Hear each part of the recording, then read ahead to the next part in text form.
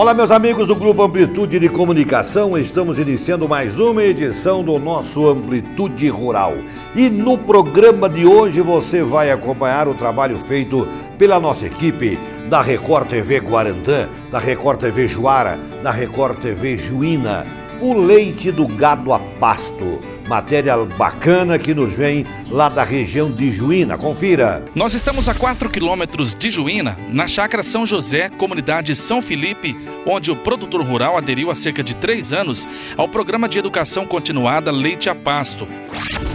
Vamos também falar sobre a piscicultura. Jones Luz, Guarantã do Norte, vai mostrar o potencial desta região. Veja aí. Nós do Amplitude Rural estamos aqui na piscicultura Guarantã para mostrar para você o passo a passo, desde a incubadora ao momento em que os alevinos são levados aos tanques e também aonde é feito o preparo para o transporte e depois para o consumo. Aí o Tostão, Sanfoneiro e a Perla vão trazer merceditas do folclore paraguaio, coisa linda, aqui no nosso Amplitude Rural. Também destacamos uma entrevista de estúdio com o vice-presidente da Associação dos Criadores de Mato Grosso, Fernando Conte. Tudo isso a partir de agora no Amplitude Rural. Fique ligado, porque nós já estamos no ar.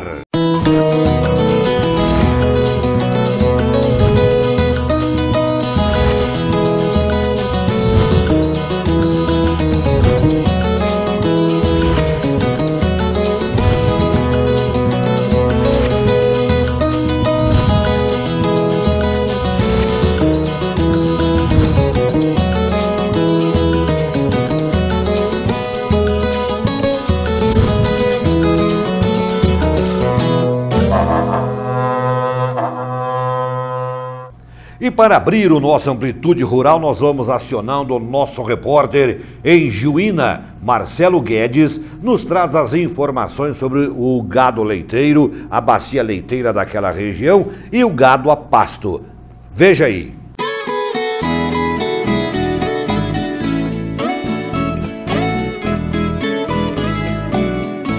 O leite é a principal atividade econômica para 5.800 famílias matogrossenses, organizadas no sistema cooperativo e responsável por 35% do leite formal industrializado no estado. Diagnóstico da cadeia produtiva do leite, realizado pela Organização das Cooperativas Brasileiras de Mato Grosso, a OCB-MT, demonstra que a média de produção é de 100 litros dia por cooperado. Mas esse número pode melhorar. Com o programa Leite a Pasto, que é parte integrante do Programa de Desenvolvimento de Conhecimento Estratégico da Cadeia do Leite, em cooperativas de laticínios do estado, produtores rurais estão recebendo conhecimento e desenvolvendo estratégias e ações para enfrentar os desafios do ramo agrofamiliar. Nós estamos a 4 quilômetros de Juína, na Chácara São José, comunidade São Felipe, onde o produtor rural aderiu há cerca de 3 anos ao Programa de Educação Continuada Leite a Pasto. Hoje, o professor médico veterinário veio novamente para ministrar mais uma fase importante deste programa. A propriedade é do senhor Antônio Chiquito. Para essa fase do leite a pasto, ele recebeu produtores da região, que foram acompanhar as instruções fornecidas pelo médico veterinário e consultor técnico Edmundo Benedetti. A nossa função aqui é justamente profissionalizar os produtores rurais, cooperados, ligados à cooperativa e que tem como base a atividade leiteira. E a partir daí, então, começamos uma trajetória de educação continuada dentro do programa que é passo a passo. Nós temos os pontos vitais, os pontos importantes na administração de uma pecuária leiteira. Os pontos vitais envolvem colocação de água de bebida, envolve subdivisão das pastagens que existem. Eles não vão enfiar a mão no bolso, eles vão utilizar os recursos existentes na propriedade. Nós vamos ensinar isso a eles, enxergar a propriedade como empresa e aí tirar esses recursos necessários para a execução de cada passo. Depois vem o manejo de pastagem. O manejo de pastagem é feito na régua, é um pedaço de bambu, é um cabo de vassoura, altura de entrada e altura de saída máxima. Isso já está pesquisado, cada capim tem sua entrada, cada capim tem sua saída, os animais, né? E depois, um caderno onde tem 5 matérias. Nessas 5 matérias contempla toda a atividade leiteira. Ele vai anotar tudo para que depois nós façamos periodicamente, mês a mês, através do técnico, uma análise dos resultados e ver o que vai a cada vez mais sendo colocado em prática. No dia de campo, o professor Benedetti visitou uma área de pastagem e abordou soluções para os produtores que estão na terceira fase do programa. Nesse pasto, nós estamos observando como que o pasto está forrando o solo, certo? O que de matéria morta ele está deixando no solo, entendeu? E a potencialidade dele de rebrota. Então a gente está mostrando as folhas novas que estão surgindo do meio, certo? A ausência de ervas daninhas, o pasto não está sujo de ervas daninhas, certo? E a subdivisão. Nós estamos discutindo hoje, agora, essa sombra, áreas de descanso, porque na pastagem a gente faz, por exemplo, nesse ambiente aqui, são aproximadamente 7 hectares, 6 hectares. 6 hectares, para quem não sabe o que é hectare, são 10 mil metros quadrados, né? O alqueire, 2,42 hectares. Então, nós vamos colocar 2 bebedouros. Um bebedouro aqui de 1.500 litros e um bebedouro mais à distância, 300 metros depois, certo? De mais 1.500 litros. Saleiro e sombra. Então nós estamos falando assim, em vez de eu colocar uma sombra artificial, eu vou aproveitar essas árvores e vamos fazer aqui uma área de descanso. Essa área de descanso, ou lazer, nada mais é do que um espaço de 6 metros quadrados por animal, para que ele então venha, lambe o seu sal, beba sua água, rumine, fique aqui sossegado, certo? Sem aperto, sem nada. Ele andou mais 150 metros para lá, já tem outro bebedouro, entendeu? Então essa distância, que é tudo pesquisa, favorece e muito o conforto animal, o desestressamento do animal. Consequentemente, ele come mais forragem. Quanto mais água ele bebe, mais forragem ele come. Acompanhou o professor Benedetti, o analista de desenvolvimento do sistema OCB-MT, Mauro Machado Vieira. Foi a OCB que solicitou o programa Leite a Pasto aos produtores da bacia leiteira. Esse trabalho partiu de um diagnóstico que foi feito no estado em 2010, onde identificou que 87% dos produtores ligados à produção da atividade leiteira no estado estavam abaixo dos 50 litros de leite diários e 93% dos produtores na faixa abaixo de 200. E o que foi identificado? É a questão da dificuldade de uma assistência técnica de qualidade, baixo grau de instrução, né, da maioria dos produtores também, e a necessidade de profissionalização. E através da organização do sistema de produção e orientação e capacitação de técnicos e cooperados, né, a gente vem procurando transformar a realidade desses produtores através da educação continuada. Aqui no município de Juína, são quantos produtores que estão nesse programa? Aqui a cooperativa abraça tem 4 unidades demonstrativas, né, contando com a do Chiquito aqui. E a gente está no estado aí atingindo 4 regiões importantes na produção de leite, né? A gente tem a região leste, a cooperativa em Campinápolis, na região do Araguaia. Aqui no Nortão nós temos a Copernova, na região de Terra Nova do Norte, Araputanga, na região oeste, e aqui em Brasnorte e Juína. Um total de 5 cooperativas envolvidas no trabalho aí. Como que você vê o resultado do aumento da produção depois que o programa foi implantado? Olha, aqueles produtores que não tiveram resistência em aceitar as propostas, a metodologia sugerida, desenvolvida, eles têm tido resultados satisfatórios. Ele tem causado mudanças na qualidade de vida desses produtores. Nesta área de pasto de 14 hectares, o proprietário pretende colocar 50 vacas leiteiras. E neste momento, o professor aposentado médico veterinário está analisando o pasto para fornecer as dicas que serão importantes no dia a dia deste produtor rural. A gente tem que virar profissional naquilo que faz, né? A gente já vê exemplos de produtores rurais que eram plantadores e só sobreviveu quem virou produtor. E o objetivo aqui nesta área de 14 hectares é pôr 50 vacas em produção.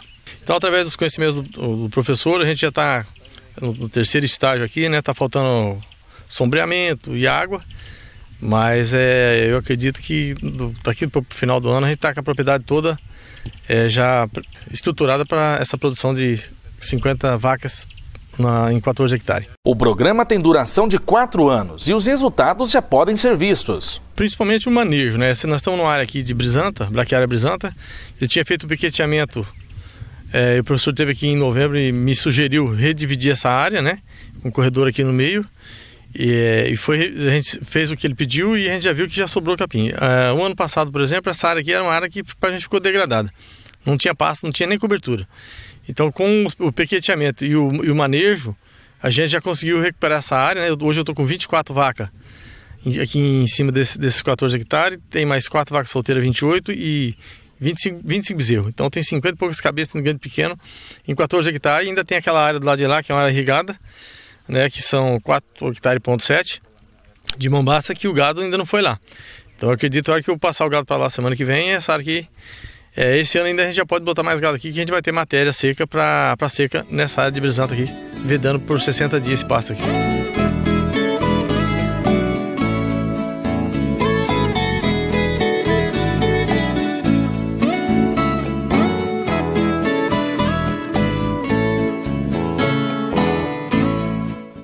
Você está acompanhando o nosso Amplitude Rural, edição feita com os amigos, os parceiros da Record TV Guarantã, Record TV Juína e Record TV Juara. Muito bem, em Juara nós nos deparamos há alguns anos atrás com uma coisa importante que hoje praticamente já não se vê mais.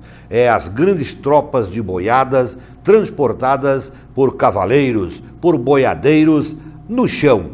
De Juara para Aripuanã, mais de 1000 cabeças de gado são sendo transportadas pela estrada, mais de mês na rodovia de chão. E nós acompanhamos um pouquinho da vida desses boiadeiros, uma profissão que com o advento da estrada pavimentada e dos caminhões acabou praticamente extinguindo esta profissão. Mas nós resgatamos esta matéria muito legal, confira aí. Nesta reportagem, resgata um pouco da história do sertão. Pode até nem ser história, porque não é passado. Os fatos a seguir relatados estão bem vivos em alguns estados como Minas Gerais, Goiás e o querido Mato Grosso.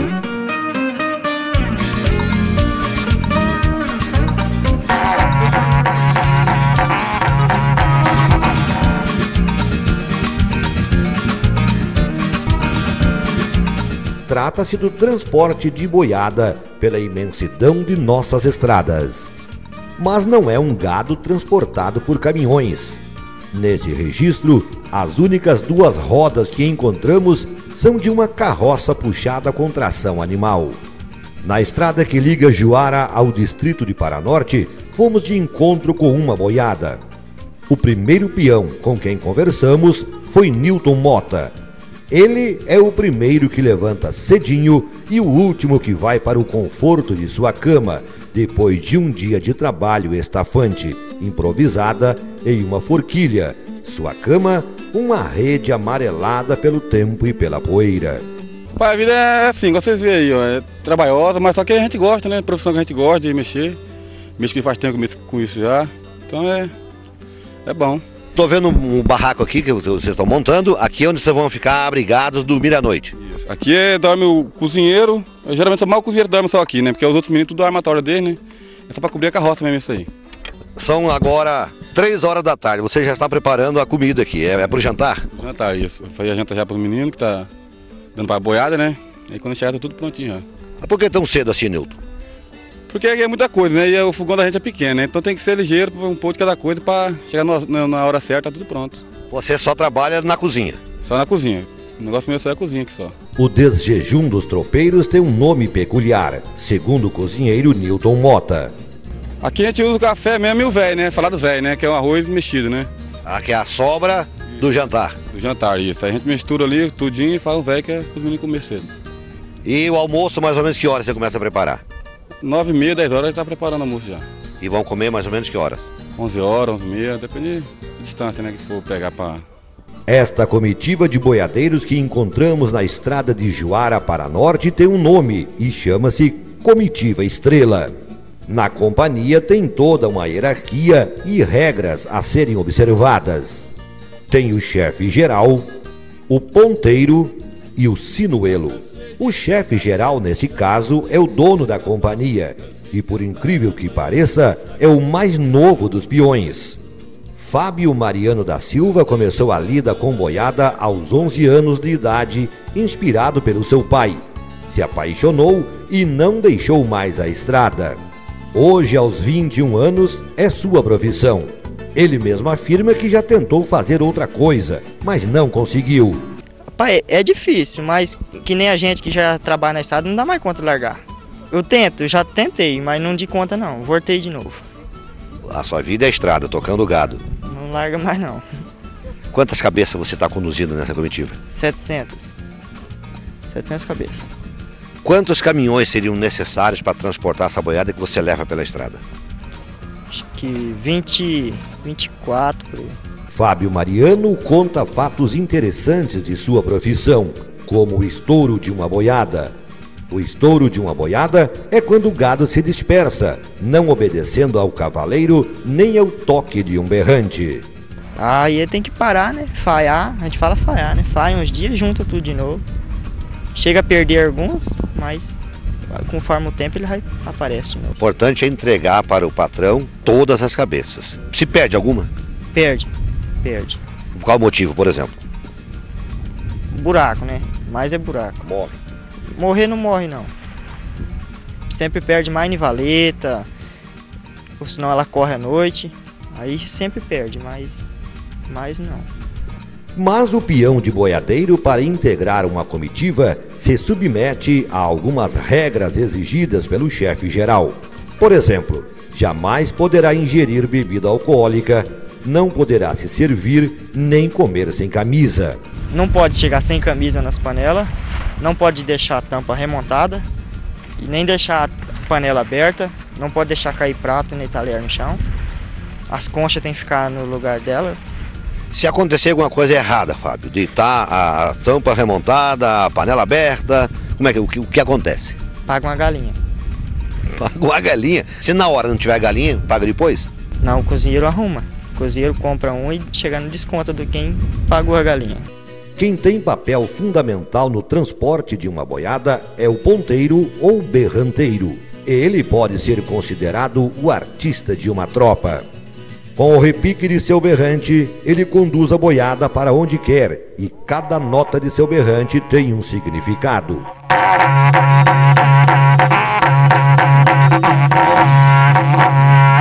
Eu aprendi com os companheiros na estrada. Pegava a buzina de um, daqui, dali, aí o outro foi me ensinando e a gente vai aprendendo assim. O berranteiro sempre tem um toque que ele mais gosta, qual que é? Tem. Um toque que chama o peão para frente, um toque de alerta. Wilson Aparecido, berranteiro da comitiva Estrela, explica os diferentes tipos de toque. Tem para chamar a boiada logo cedo.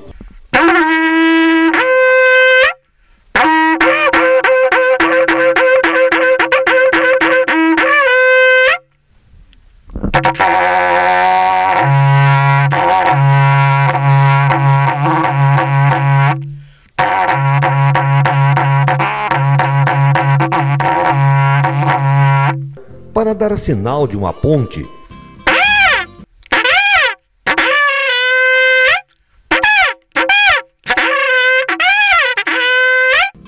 Para chamar a peonada para o almoço.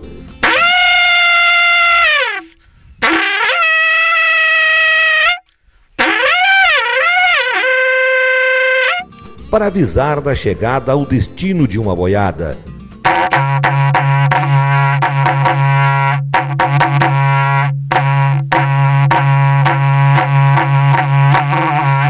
E até o toque de saudade da mulher amada.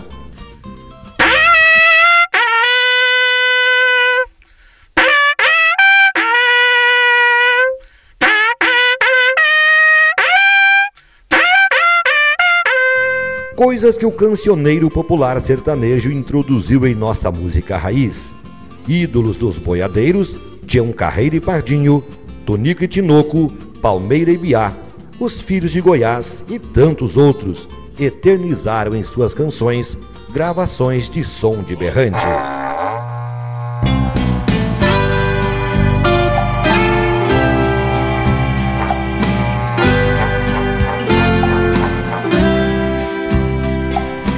Depois de ouvir as explicações de Wilson Aparecido e o som manhoso de seu berrante, já estava quase anoitecendo. Os 7 peões da comitiva já se preparavam para a boia, a janta.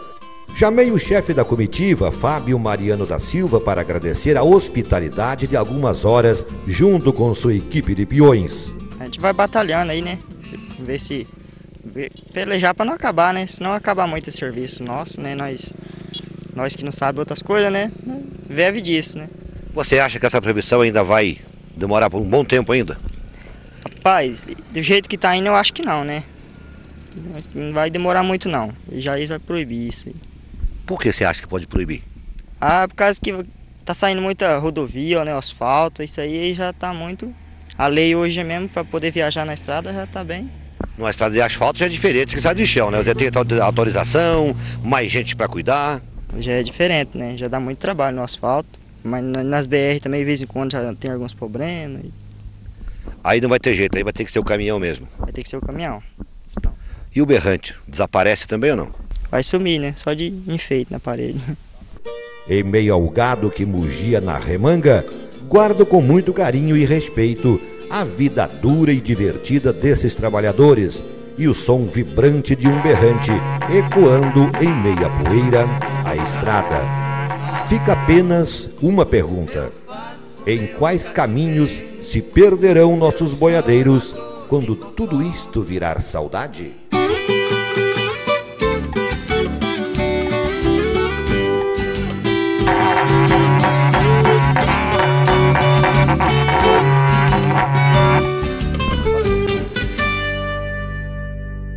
Então, legal, não é verdade? Uma profissão que, infelizmente, já chegou ao seu final. Aqui no Grupo Amplitude de Comunicação você acompanha as informações do homem do campo. Vamos agora para Guarantã do Norte. Lá está o nosso repórter, nosso companheiro Jones Luz, nos traz informações sobre a piscicultura. Jones, é você. Atualmente, a demanda por peixes está em constante crescimento, o que faz da piscicultura uma atividade promissora. Em uma propriedade de Guarantã do Norte, a 7 quilômetros do centro da cidade, existe a Piscicultura Guarantã, que está localizada a 900 metros da BR-163, sentido ao estado do Pará. Com a maioria dos produtos no meio rural, já se conscientizou da necessidade de modernizar e ampliar o sistema produtivo de sua propriedade. Ela vem sendo abraçada com sucesso por muitos, principalmente por aqueles que desejam expandir as práticas da propriedade. A criação de peixes oferece boa rentabilidade e pode ser praticada em uma área pequena, não atrapalhando o desempenho das demais atividades já existentes. Além disso, é de manejo relativamente simples e exige pouca mão de obra. Nós do Amplitude Rural estamos aqui na Piscicultura Guarantã para mostrar para você o passo a passo, desde a incubadora ao momento em que os alevinos são levados aos tanques e também aonde é feito o preparo para o transporte e depois para o consumo. Essa espécie aqui é a carpa capim, então ela serve muito para limpeza dos tanques. Que a gente usa, o cara compra o peixe, o alevino, e já compra umas carpas capim, coloca junto, que ela cresce junto, e ela vai limpando o tanque, não vai deixando criar capim de jeito nenhum nos tanques. Essa espécie de rede aqui, ela serve para a purificação da água, para que outras espécies não acabem entrando nos tanques e fazendo aí o consumo de outras espécies que existem aqui dentro desses tanques. Aqui é o início de tudo, é a preparação para que eles fiquem prontos para serem depositados em outros tanques. Ainda falando sobre os tanques da propriedade, seu Celso nos mostra um tanque que chama a atenção e desperta a curiosidade, pois sobre o tanque existe uma tela que serve de proteção dos alevinos. Você que está em casa deve estar se perguntando por que dessa tela que existe aqui em cima deste tanque. O seu Celso vai explicar para a gente algo muito interessante, o porquê que existe essa proteção aqui. Seu Celso, o porquê que foi instalado essa proteção sobre esse tanque? Isso para evitar, que aqui nós costumamos pôr o jundiara, né, que ele é pequenininho, e o hábito dele é noturno. E à noite tem muito morcego. E o morcego leva muito, embora enquanto ele é pequeno, depois de 10 centímetros já fica mais difícil, aí já não necessita mais da tela, né? Mas até esse porte aí, se não tiver a tela, é problema. A primeira fase é a produção dos filhotes dos peixes. Anderson Lupatini, filho de seu Celso, fala sobre o processo. As incubadoras, elas são para a eclosão dos ovos da produção que nós estamos fazendo aqui mesmo na piscicultura Guarantã. É tirada a matriz, aplica-se uma injeção de um estimulante, se chama hipófise. Você aplica a hipófise no macho e na fêmea, uma quantidade certa para cada um. Depois disso, você deixa ela aguardando. Após 10 a 12 horas, ela começa a desovar. Conforme ela vai desovando, você vai já apartando os ovos e colocando nas incubadoras. Após 10, 8 horas, já eclode o ovo e já nasce a larva. A larva, principalmente do piau, ela já sai com um alimento já. E você tem que esperar esse alimento até 1, 2 dias, esse alimento acabar. Conforme esse alimento acaba, você já percebe na cor dele que ele já muda um pouco. Aí você tem os tanques preparados, onde você coloca essa larva. Ela sai daqui, é separado e é posto nos tanques. Você pega o peixe, você pesa ele, através do peso dele, você vai saber quantos ml você aplica por espécie. A partir de que momento que eles estão prontos para sair da incubadora, para já começar a ir para os tanques, para o processo de transporte deles? É onde você vai acompanhando ele, né? Conforme aquela bolsa de alimento acaba, a cor dele ele dá uma mudada, ele já não fica na superfície da água, ele já afunda, procurando mais o oxigênio. Você observou que ela está afundando, significa que ela já está pronta para a soltura. Quando atinge o tamanho e peso ideal, serão comercializados. Seu Celso fala de uma grande parte será transportada para o município de Novo Progresso, no estado do Pará. A gente traz do tanque, eles trazem aqui para essas caixas aqui, que é o depurador, né? Aí depura ele na faixa de umas 8 a 10 horas. Aí coloca-se nas caixas de transporte no caminhão, aí é entregue pro cara que vai fazer a engorda, no caso, né? Por exemplo, esses aqui já tem o destino certo. Já tem o destino certo, vai pro Progresso. É utilizado um motor para tratar da sucção e limpeza dos tanques, após os procedimentos de coleta dos peixes. Anderson explica com detalhes. No caso da levinagem, ele tem que ser limpo todo ano. A cada final de safra, terminou o peixe, ele é usado como draga e bico jato, feita a limpeza de tanque. Até por motivo do tanque, ele tem que ser esterilizado, posto água novamente, para que não haja qualquer outro tipo de espécie quando você coloca o alevino. A renda da família Lupatini não se limita apenas aos peixes, mesmo sendo destaque em várias regiões do estado, como Diamantino e também na capital Cuiabá. Em Guarantã do Norte, são distribuídos em média 10 tanques para alevinos e 40 para engorda, com a capacidade final de extração de até 35 toneladas por ano. É distribuído em toda a região, inclusive em cidades do estado do Pará, como Novo Progresso, Moraes de Almeida, Castelo dos Sonhos, que é representado pelo senhor Celso Lupatini. Mesmo assim, em um período de 4 meses, a família tira uma renda extra de um pequeno bananal, com pouco mais de 1.500 pés de banana, segundo Anderson. Na verdade, esse bananal, ele é feito porque existe uma época que os peixes eles não desovam, não tem ova para produzir o alevino. Não produzindo o alevino, é lógico que nós não temos peixe para comércio. E daí ele fica durante 4 meses, em torno de 4 a 5 meses, esse peixe sem a reprodução, nós não temos daí uma fonte de renda.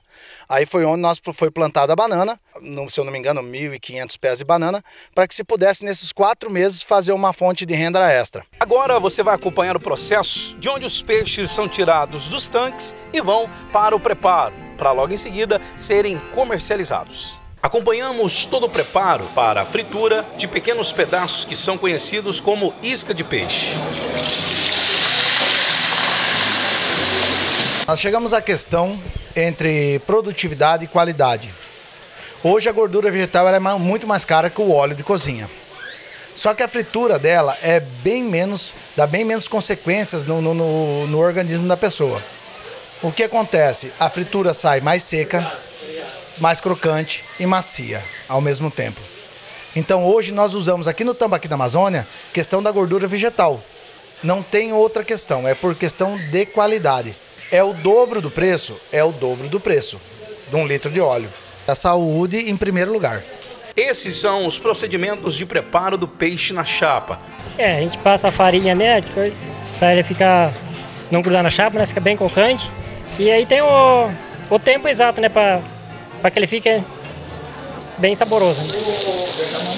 Agora, aprenda na íntegra como fazer a desossa do tambaqui da Amazônia. Júlio César mostra o passo a passo. Acompanhe. Começando pelo rabo aqui.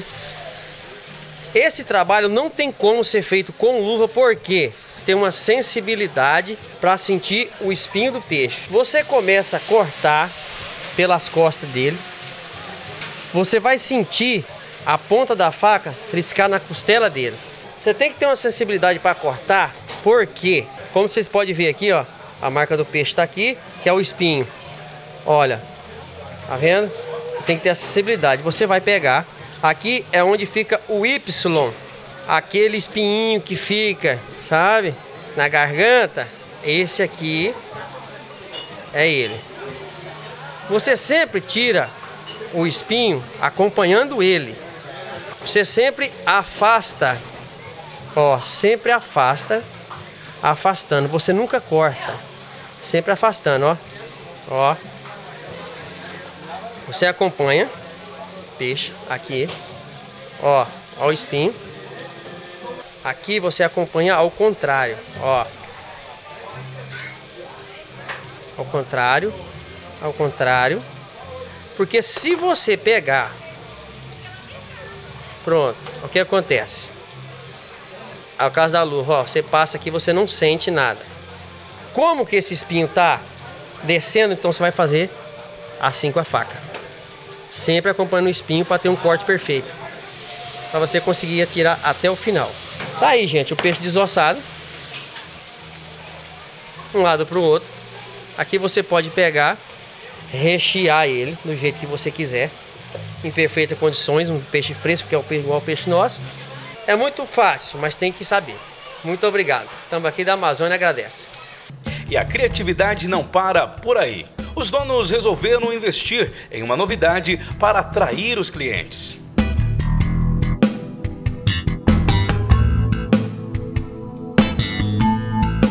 O local é sempre muito frequentado por inúmeras pessoas que escolhem o local para relaxar e também apreciar um bom peixe. E aí, o que dizer do peixe? Tá aprovado? É bom? É bom, é ótimo. Muito bom. O senhor sempre vem aqui com a família, sempre frequenta? Eu venho, às vezes venho com a família, às vezes venho sozinho também. Um senhor muito simpático disse ser morador de Guarantã do Norte há muitos anos e aprova o atendimento. O peixe aqui é uma maravilha, eu venho sempre, sabe? Sou freguês assíduo deles. É o melhor da cidade, não tem outro, sabe? Eu gosto demais do peixe e gosto muito de vocês estarem aqui fazendo uma reportagem que eles merecem. Os meninos são meninos trabalhadores, lutadores e que nós precisamos de gente assim para o Guarantã, não é? Nós fomos convidados por Anderson Lupatini, proprietário do local, a provar um tambaqui na chapa. E agora, depois de todo o processo que a nossa equipe do Amplitude Rural acompanhou, chegou a hora, digamos assim, mais esperada, que é a hora da degustação. Vamos lá?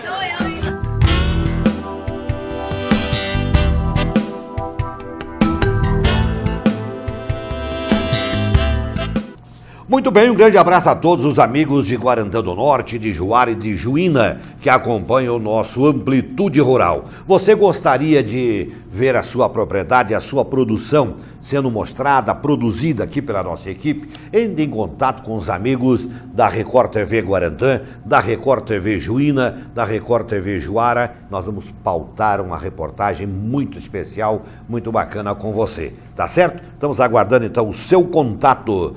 Tostão Sanfoneiro, um dos maiores sanfoneiros do Brasil, acompanhado pela linda paraguaia Perla. Agora nós vamos trazer para você Merceditas, que faz parte do folclore tupi-guarani, principalmente do Guarani, no grande país do Paraguai. Confira!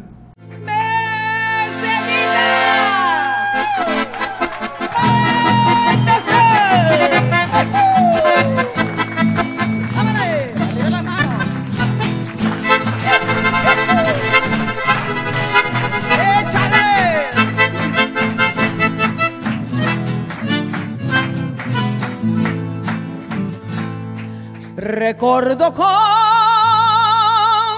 saudade teus encantos, Mercedita, perfumada, flor bonita. Me lembro que uma vez a conheci num campo muito longe, numa tarde. Hoje só ficou saudade, esse amor que se desfez. Assim nasceu nosso querer, uma ilusão com muita fé. Mas eu não sei porque a flor se marchitou e muriendo fue. Y amándola con loco amor, así llegué a comprender lo que es querer, lo que es sufrir, porque le di mi corazón.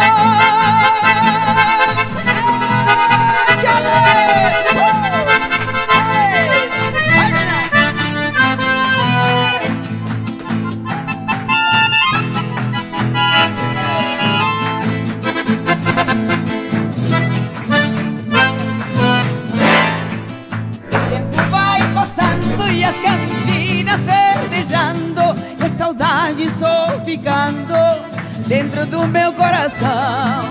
Mas apesar do tempo já passar, no Mercedita, añorada princesita, província de Santa Fé. Assim nasceu nosso querer, uma ilusão com muita fé. Mas eu não sei porque a flor se marchitou e muriendo fue. Y amándola con loco amor, así llegué a comprender lo que es querer, lo que es sufrir, porque lhe dei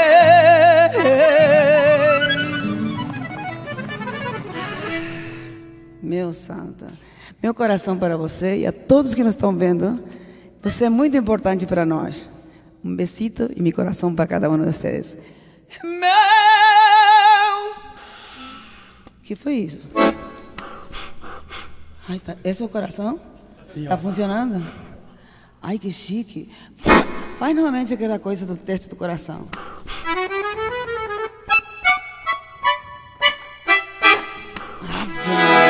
Ele é brabo, hein? Pai, adoro porque é vermelho. Coração!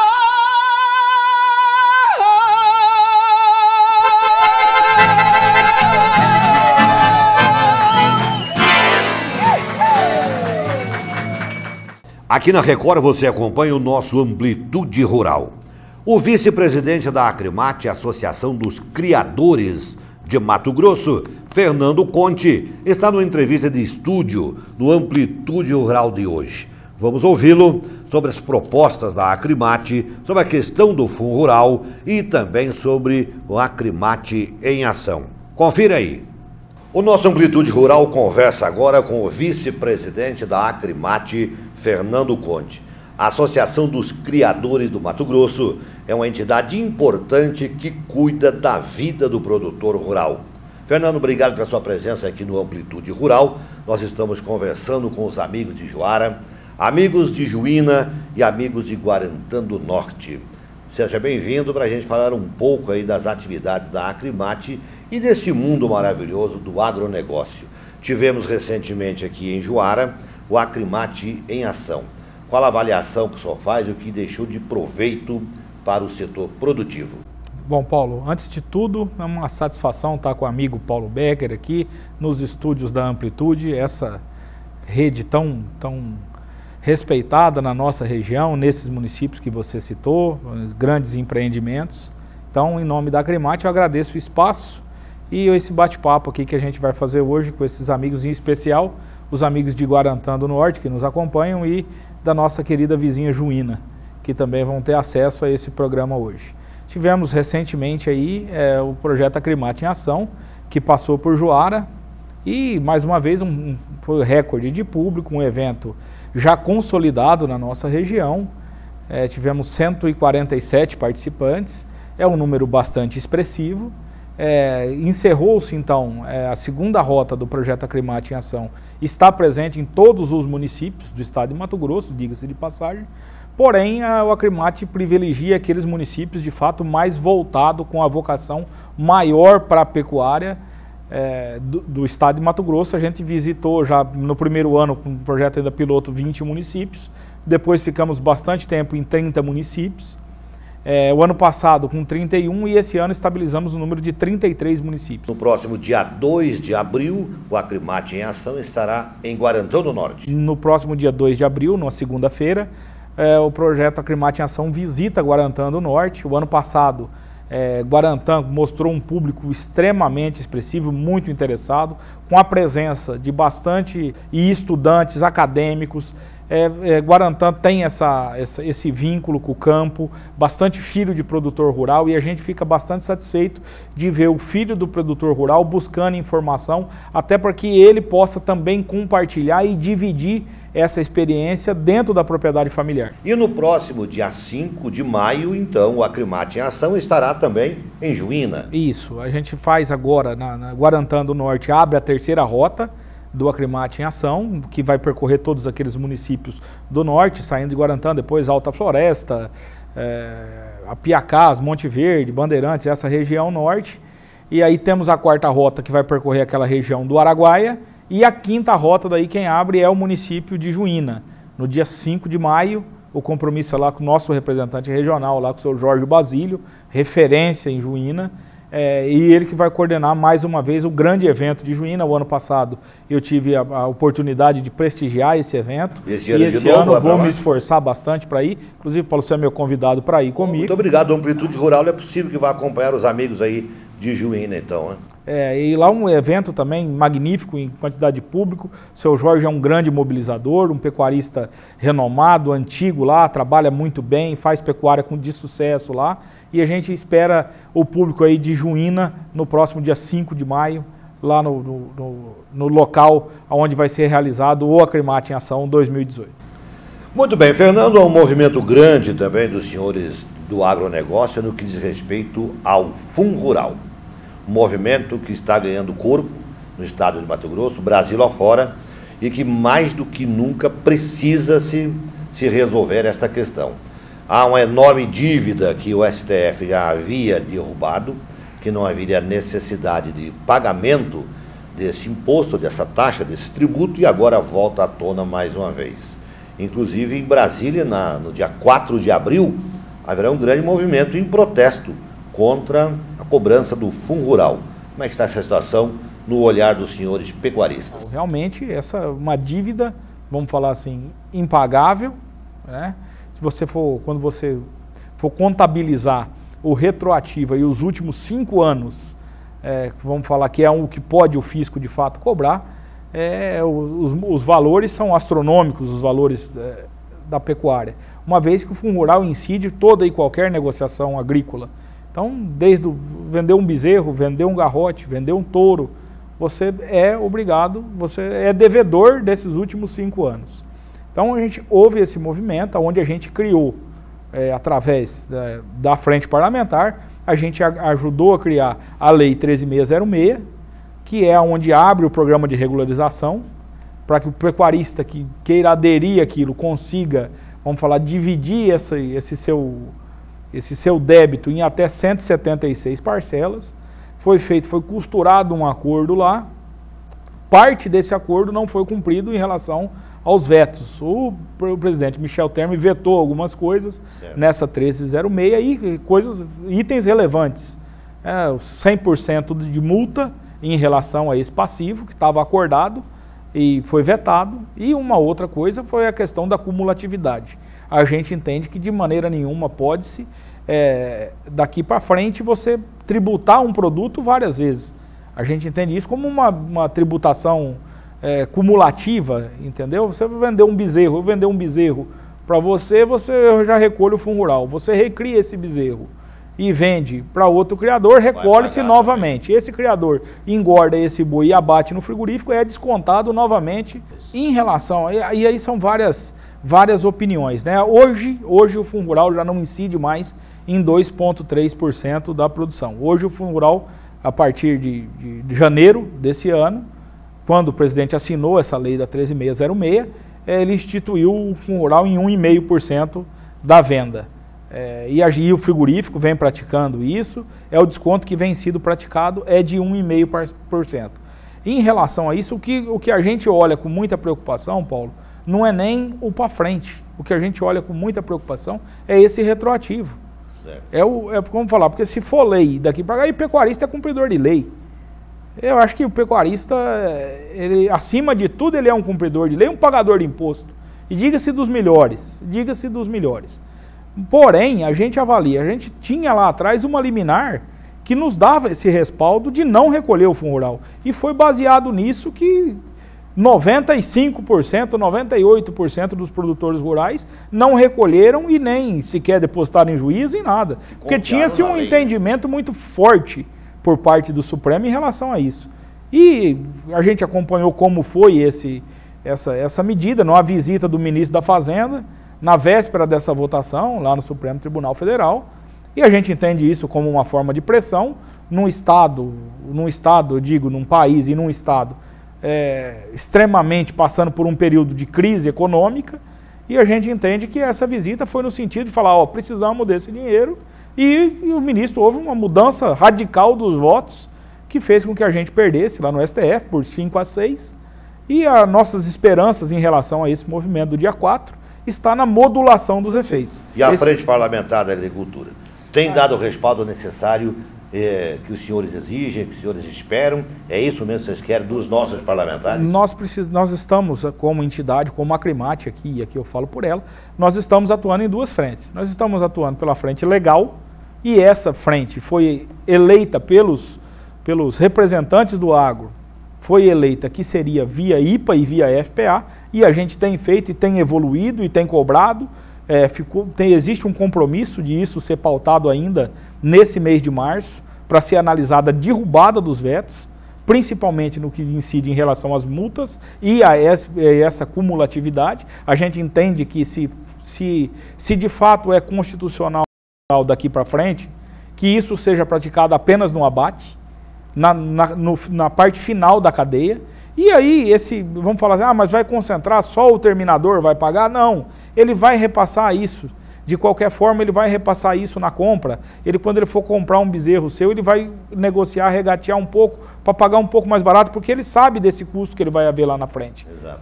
Então a gente tem se preocupado muito com o daqui para frente, e principalmente em relação ao retroativo. A nossa esperança é nessa mobilização do dia 4 agora, realmente focar no Supremo Tribunal Federal.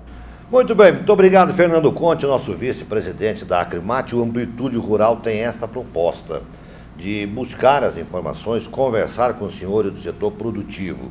A gente se sente muito honrado com a presença da Acrimate aqui, conversando com os amigos de Juína, de Juara e de Guarantã. Eu que agradeço, Paulo, o convite, estou sempre à sua disposição. Parabenizo pela iniciativa da criação de um programa. Eu acho que essas regiões onde a gente vai estar sendo acompanhado de perto pelos munícipes aí, tanto Guarantã como Juína e Juara, são regiões muito parecidas, região de fato onde a produção agrícola ela é de vital importância para a economia desses municípios. Muito bem, para falar um pouquinho ainda sobre Fundo Rural, eu conversei com o segundo vice-presidente da AproSoja, a Associação dos Produtores de Soja e de Algodão de Mato Grosso. Conversei com ele no dia de campo lá na fazenda VMX. Então ele vai conversar com a nossa reportagem e explicar aí para o telespectador de Juara, Juína e Guarantã o posicionamento da AproSoja sobre o Fundo Rural. Confira aí. Com certeza o produtor está insatisfeito com essa situação. A gente vê como foi o acontecido, o produtor tem razão, que a gente contribui com a grande parcela hoje do agronegócio junto aos cofres públicos, né?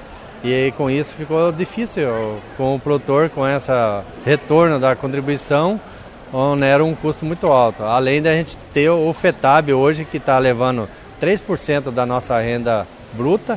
Se você fizer uma avaliação da nossa contribuição hoje, que se torna acima de 20% da nossa renda líquida, eu considero como um imposto de renda antecipado na nossa venda, na nossa contribuição do nosso grão.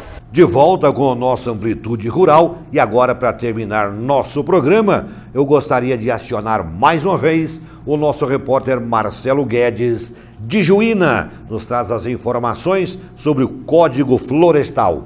Marcelo? Em votação apertada, O Supremo Tribunal Federal decidiu pela constitucionalidade da maioria dos pontos do Código Florestal, lei de 2012, que alterou norma anterior de 1965 e rege como deve se dar a proteção às áreas naturais em propriedades rurais do país. Entre os principais itens avaliados, considerou-se que não ferem a Constituição os artigos da lei que anistiavam de multa e de outras obrigações quem desmatou ilegalmente até julho de 2008, mas havia aderido ao Programa de Regularização Ambiental. A legislação brasileira determina que todo agricultor deve manter parte de sua propriedade preservada. No bioma amazônico, o índice de proteção exigido é de 80%, no cerrado 35% e nos demais biomas 20%.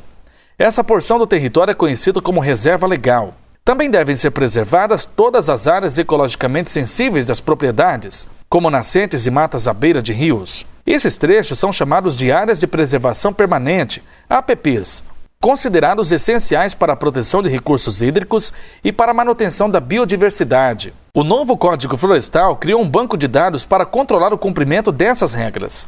O Cadastro Ambiental Rural, o CAR, está hoje com 4.700.000 imóveis rurais registrados e informações detalhadas sobre a ocupação do solo em cada propriedade. Segundo a nova regra, proprietários que até 2008 desmataram áreas que deveriam ter sido preservadas ficam livres de multas e outras sanções, desde que registrem no CAR e se comprometam a se adequar à legislação. De acordo com o diretor do Departamento de Licenciamento Ambiental, a decisão traz segurança jurídica para os proprietários. Com o advento da lei do novo Código Florestal, havia previsto lá no artigo a anistia àqueles que desmataram até 22 de julho de 2008. Porém, existia, tramitando na Justiça, várias ações contra esse artigo no coisa. O STF começou a julgar em setembro de 2017 e na sexta-feira passada, se não me engano, houve a decisão final, garantindo a anistia àqueles produtores que desmataram além do permitido até junho de 2008. Isso beneficiará vários produtores aqui do nosso município também. Com certeza, né? Nós temos, principalmente os pequenos produtores, né, que teriam dificuldade em se manter na atividade se tivesse que recompor toda a área desmatada além do permitido. E assim, amigos, colocamos um ponto final em mais uma edição do nosso Amplitude Rural. Pela Record TV Guarantã, Record TV Juína, Record TV Juara. É o Grupo Amplitude de Comunicação, levando informações para você que vende, você que compra, você que trabalha no agronegócio. Você do sítio, da roça, da fazenda, quer pautar a sua reportagem? Entre em contato com a nossa produção. Grande abraço e até uma próxima oportunidade com o nosso Amplitude Rural. Tchau, tchau.